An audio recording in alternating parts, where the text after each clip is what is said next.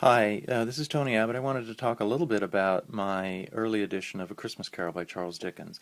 This is an 1846 edition, the 11th edition published by Bradbury and Evans.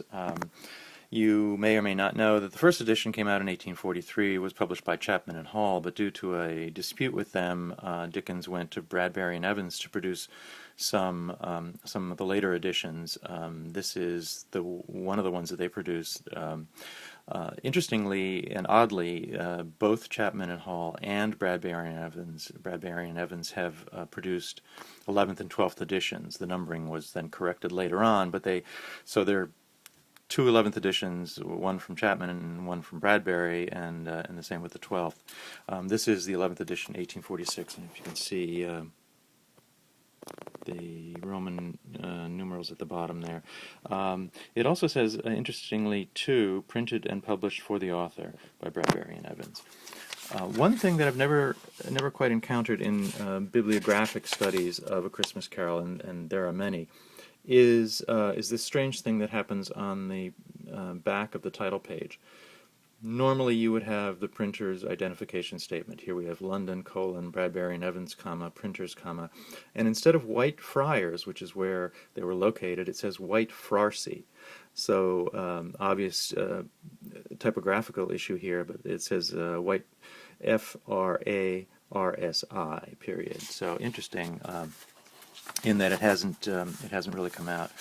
A couple things about the illustrations. We can talk about the text forever, but I wanted to point out a few things with the illustrations. This is one of the famous hand-colored etchings in the book by John Leech. Here we see Marley's ghost appearing to Scrooge for the first time. What I want to show you, though, is in the opposite page, page 25, two things. One is this most interesting thing right here. This is this little line of dots here is paint from the opposite page.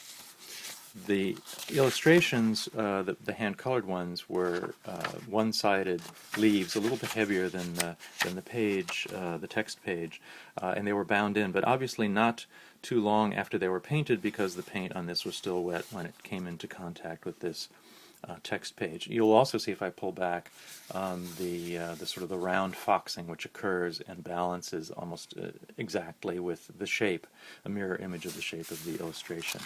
One last thing I want to show you is here, at least for this particular video. This is the famous scene of Scrooge being confronted with his own death. The gravestone pointed out to him by the spirit of Christmas yet to come.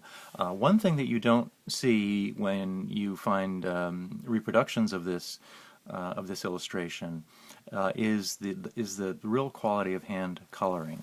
Now, if I put it under the light, you'll see these sort of the shiny shape around Scrooge, the sort of blobby shape, and that appears black in the picture. It's the texture is really kind of rough, and you'll see it there behind the grate there.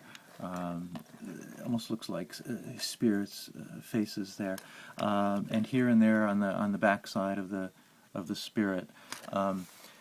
This is you can practically see the brush strokes of the hand colorists. Now, these were teams of people who I imagine were set up at long tables when the books were being bound.